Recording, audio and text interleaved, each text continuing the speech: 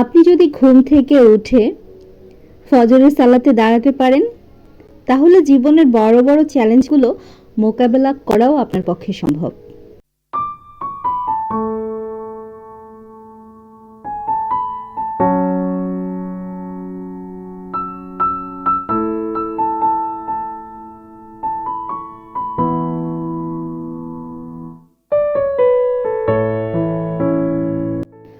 আসসালামু আলাইকুম। কি অবস্থা, কেমন আছেন সবাই? আশা করছি কাছে দূরে দেশ দেশে ঘিরে যে যেখান থেকে আমরা আজকে ভিডিও দেখছেন, আপনারা সবাই অনেক বেশি ভালো আছেন। আলহামদুলিল্লাহ, আমিও আপনাদের দোয়া এবং আল্লাহর রহমতে বেশ ভালো আছি।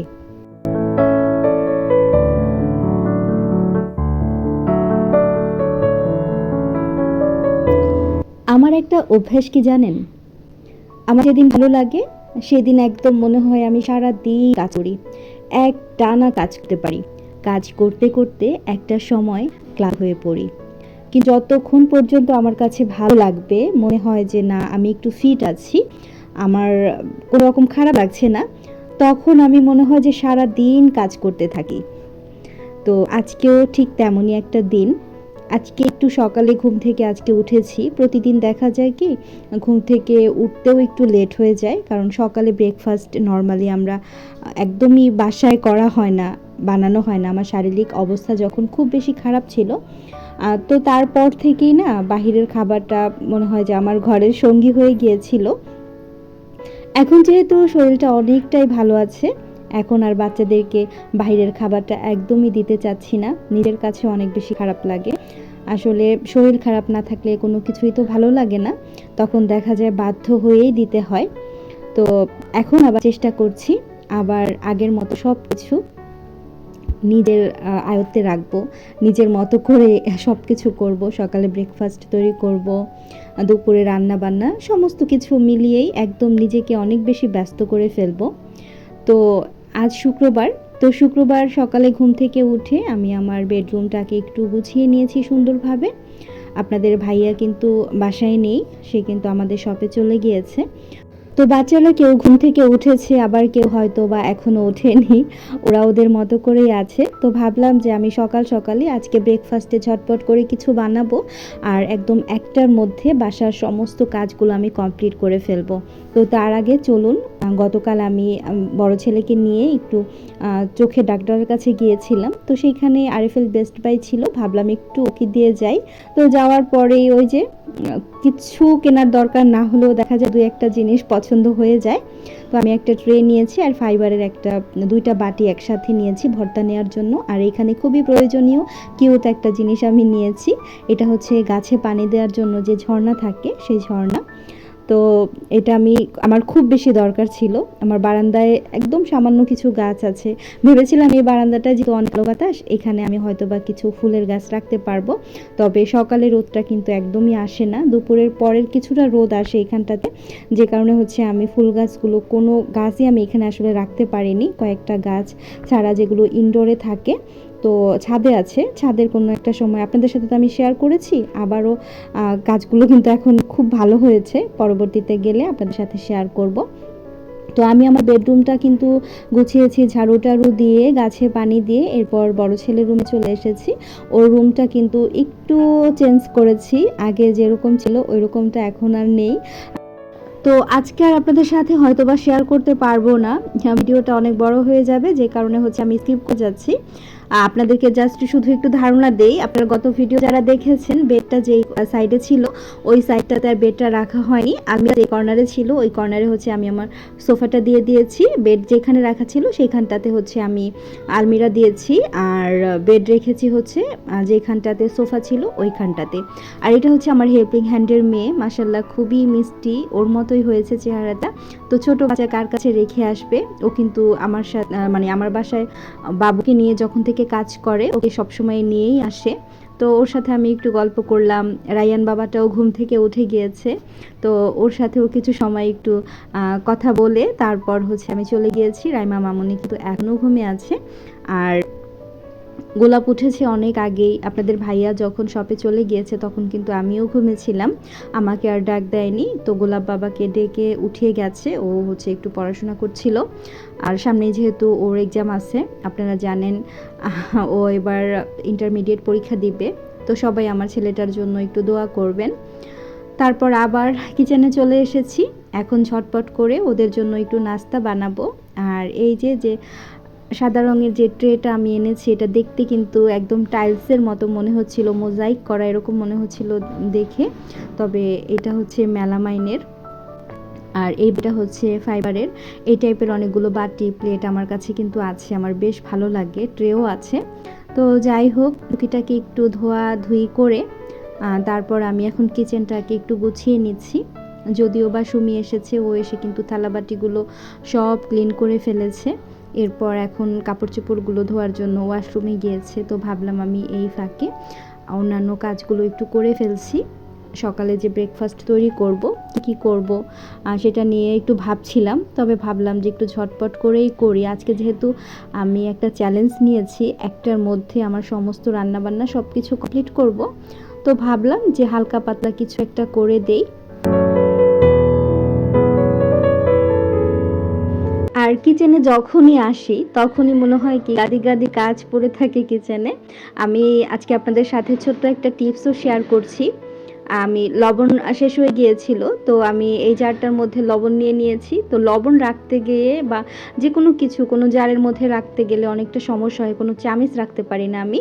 তো আপনারা কিন্তু আমার এই টিপসটা একটু ফলো করতে পারেন। আমি চামিচটাকে জাস্ট এইভাবে করে ঢুকিয়ে রেখে দিচ্ছি, এখন কিন্তু ইজিলি চামিচটা রাখা গিয়েছে। তো এই টিপসটা কিন্তু আপনারা অ্যাপ্লাই করতে পারেন। তারপর হচ্ছে আমি এখানে ডাল রেখে দিচ্ছি। ডাল রাখার পরেও কিন্তু চামিচটাই যে এভাবে করে রাখা যাচ্ছে না, একদম ফাঁকা থেকে যাচ্ছে। এখান দিয়ে কিন্তু তেলাপোকা ঢোকার একটা সম্ভাবনা থাকে।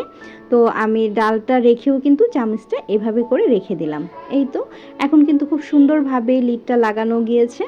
তো এই টিপসগুলো আপনারা যদি ফলো করেন, আপনাদের কাজটাও কিন্তু অনেক বেশি সহজ হয়ে যাবে। আমরা প্রত্যেকটা নারী চাই আমাদের কাজগুলো কিভাবে একটু অল্প সময়ের মধ্যে করা যায়, একটু দ্রুত করা যায়, বা যে কোনো কাজ যখনই করি একটু গুছিয়ে করার জন্য ট্রাই করি, আমাদের যেন কোনো সময় অপচয় একদমই না হয়।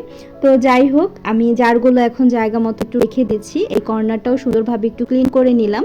আর শুক্রবার মানেই আমার কাছে মনে হয় ক্লিনিং দিবস। সেই দিন মনে হয় বাসার সব কিছু সুন্দরভাবে একটু ক্লিন করে ফেলি।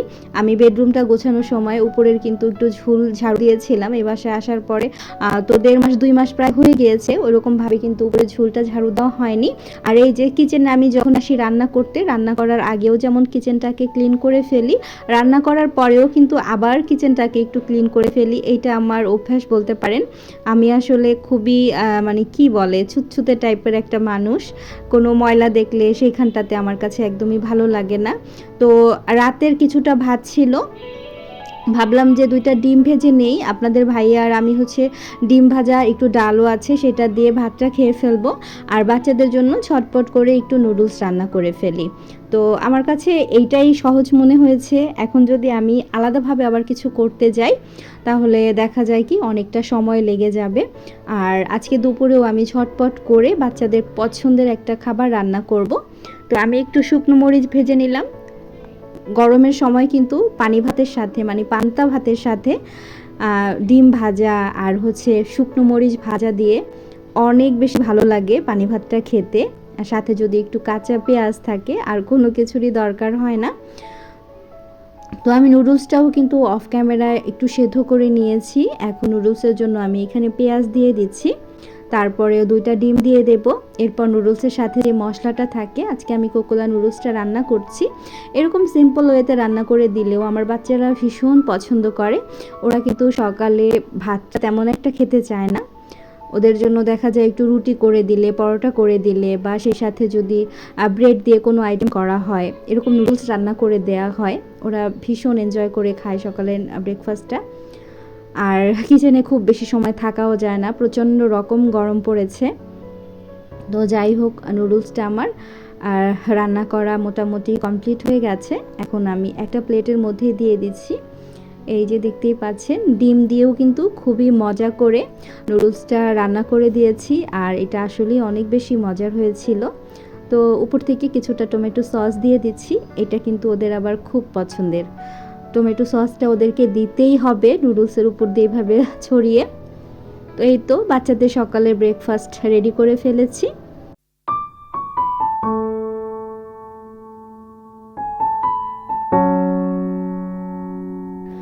তো সকালে ব্রেকফাস্ট অফ ক্যামেরায় করা হয়ে গেছে। যত কষ্ট করে রান্না বান্না যতটা সময় নিয়ে করি, খেতে কিন্তু একদম তার 4 ভাগের 1 ভাগ সময় লাগে। অল্প সময়ের মধ্যে কিন্তু খাওয়া দাওয়া কমপ্লিট হয়ে যায়।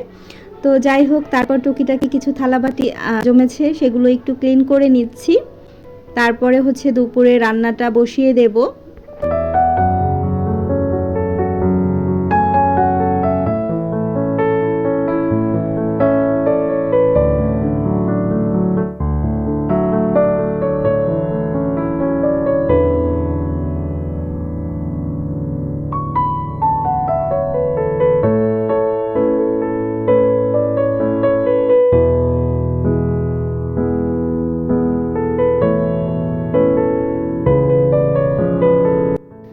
তো থালাবাটিগুলো ক্লিন করার পর কিন্তু আবারও আমি চুলার অংশটা একটু ক্লিন করে নিয়েছি। আর এইখানে আপনাদের ভাইয়া গত রাতে অনেকগুলো কাঁচামরিচ নিয়ে এসেছিল।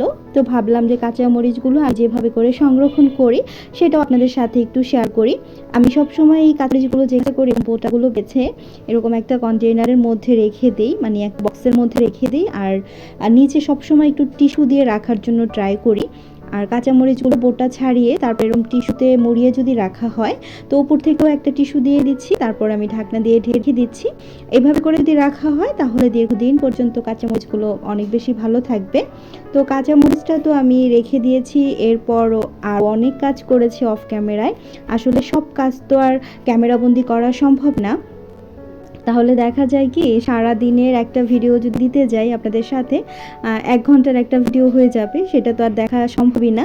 তো আমরা সারাদিন অনেক কাজ করি, অনেক কাজে থেকেই কিছু কিছু ভিডিও ক্লিপস নিয়েই মূলত আপনাদের সাথে অল্প অল্প করে কাটছাট করে ভিডিওটা শেয়ার করে থাকি। 15 মিনিটে তো আসলে সারাদিনের কাজকর্মগুলো দেখানো সম্ভব না। আর এইখানে এই যে ভুট্টা নিয়ে এসেছিলো আপনাদের ভাইয়া অনেকগুলো। ভুট্টা নর্মালি আপনাদের ভাইয়া ভীষণ পছন্দ করে। তো ভুট্টাগুলো আমি একটু গুছিয়ে রাখছি। এই ভুট্টাগুলো নাকি রশিতে করে ঝুলিয়ে রেখে দিলে অনেক দিন পর্যন্ত সংরক্ষণ করা যাবে এভাবেই। তারপর হচ্ছে একটু তালের শাঁস এনেছে, এটা আবার আমার অনেক পছন্দের একটা খাবার। আমি তালের শাঁসটা খেতে ভীষণ পছন্দ করি। তো ভাবলাম যে একটা তালের শাঁস নিজে আগে একটু খেয়ে নেই। এটা সত্যি বলছি, আপনারা কে কে পছন্দ করেন আমাকে অবশ্যই জানাবেন। জিনিসটা আমার অনেক বেশি পছন্দের। আর এখানে কিছু আম এনেছে। এই তো এইভাবে করেই না সংসারের কাজগুলো দেখা যায় গুছিয়ে নিতে হয় অল্প অল্প করে। এই কাজটা করছি তো আরেকটা কাজ এসে সামনে হাজির হচ্ছে, তো সেইটা কমপ্লিট করছি, আবার দেখি আরেকটা কাজ হাজির হচ্ছে। তো এইভাবে করেই আসলে সময়টা পার হয়ে যায়। তো আমগুলো আমি রেখে দিয়ে তারপর কিচেনে চলে এসেছি। অফ ক্যামেরায় আমি বিরিয়ানির জন্য মাংসটা প্রেসারে বসিয়ে দিয়েছিলাম। আর এখানে হচ্ছে পোলাওটাও কিন্তু আমি বসিয়ে দিয়েছি। এখন হচ্ছে আমি যে মাংসটা রেডি করে রেখেছি সেটা এখন হচ্ছে পোলাওয়ের মধ্যে দিয়ে দিচ্ছি। আসলে এইগুলো ধারণ করতে গেলে অনেকটা সময় লাগবে, যে কারণে হচ্ছে আমি অল্প অল্প করে একটু ক্লিপস নিয়েছি এখান থেকে।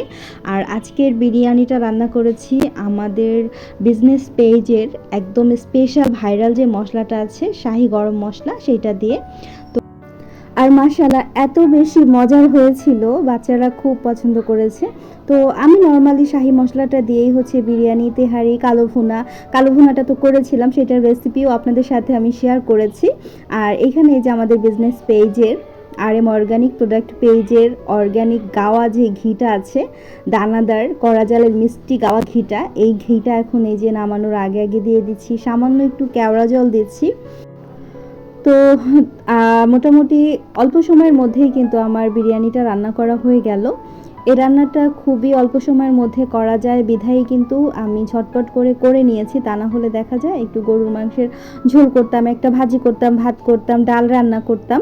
তো যাই হোক, আমার বিরিয়ানি রান্না করা শেষ। মাশাআল্লাহ একদম ঝরঝরে আর পারফেক্ট হয়েছে। উপর থেকে কিছুটা আমি পেঁয়াজের বেরেস্তা দিয়ে দিয়েছি, আর সেই সাথে একটা টমেটো দিয়ে আমি সুন্দর একটা গোলাপ ফুল বানিয়ে নিয়েছি ডেকোরেশনের জন্য। আর হানি আপু আমার জন্য যে প্লেটটা নিয়ে এসেছিল, সেই প্লেটের মধ্যে সার্ভ করে নিয়েছি। দেখতে কিন্তু ভীষণ কিউট লাগছে।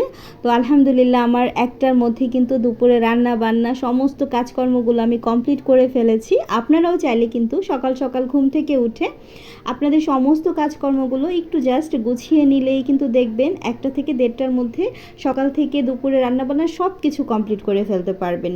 এরকম চ্যালেঞ্জ নিয়ে কাজ করলে সারাটা দিন কিন্তু আপনি ফ্রি থাকতে পারবেন। আজকের ভিডিওটি কেমন লেগেছে অবশ্যই কমেন্টের মাধ্যমে জানাবেন। ভালো লাগলে লাইক কমেন্ট শেয়ার করবেন। যারা নতুন আছেন চাইলে কিন্তু আমার চ্যানেলটিকে সাবস্ক্রাইব করতে পারেন। আজকের মতো বিদায় নিচ্ছি। আল্লাহ হাফিজ। আসসালামু আলাইকুম।